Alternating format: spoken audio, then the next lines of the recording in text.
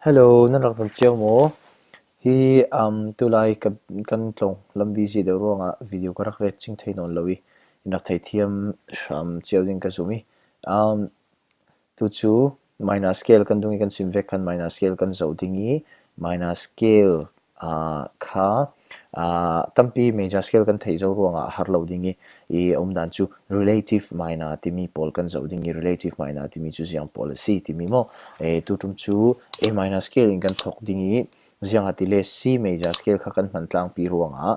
A minor scale hi C major I relative minor C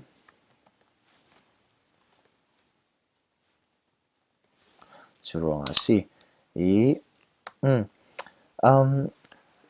relative minor timi chu relative minor an timi chu major scale si in major scale kan siari do si kan thoki number paruk nak mo la kan timi khati do re mi fa so la timi kha relative minor siring ring churonga sin kan thok sia chun kan zau dingi jiang si number paruk na kha C D E F G A B C chule number do number kan zau dingi 8 solfaing kan zau si le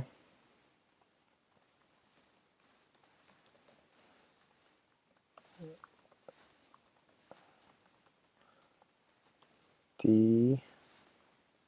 do mo churonga hi number paruk na khinan hodingi kha khala si khami kha C major scale I relative minor C churonga si lakan sakle tlang pithu in C sin A minor fe mi atam jet theu khamo churonga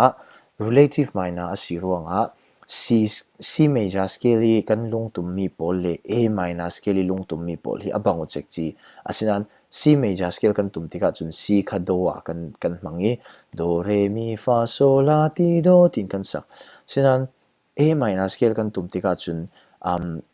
asak dan ning chu hi tin silo na sinan ong chu original music theory a chun mi doi man tho tho ding a si sinan 1 2 minor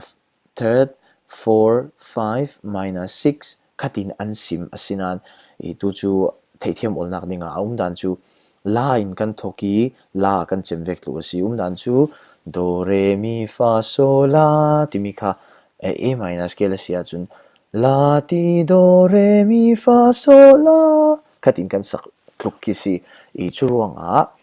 hi mi lung chek chi hi sidingi asinan A minor scale chun A in kan thok dingi A tiang chem ding chumi si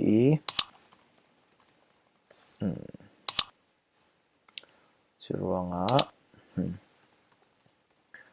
A B C D E F G A T kha ha siding chule fingering kha R hi right a kan mang dingi right ha kan thei chia vek in pa ngai si ko chule hi left kan mang dingi thei chia vek tho 5 4 3 2 1 3 2 1 kha asila la thung I hemi polian si jiang tla le nan thei thiam coding ka bai sei hemi thei thiam lo mi si le enak sim than le sal la comment a tla nga nu la nan thei du bet mi ti vek le thei thiam lo har de mi ti vek chule hi kan recording tla hi malte sin pi lo nak lai tla men thei kan voi khat man na si ronga inun sim thei le ula tul kan sim vivo dingi mitam pina nak thanem pi ti ka thei ga long zet midang ne na in rak share sakwi for ramu tik chu chan ka pek mi alaka silowi midang tampi thatnem na ka si thena ka dinga khan ka be sei mi si churonga kalung oi asile ka violin si sela piano ka tum dingi chule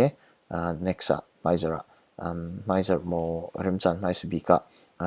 B minor scale kan zo saling B minor scale jang ruanga tile major is in relative minor kan zo ding ruanga D E relative minor ka B minor C chu kan zo saling lung oi sile sun tra jan tra le see you next video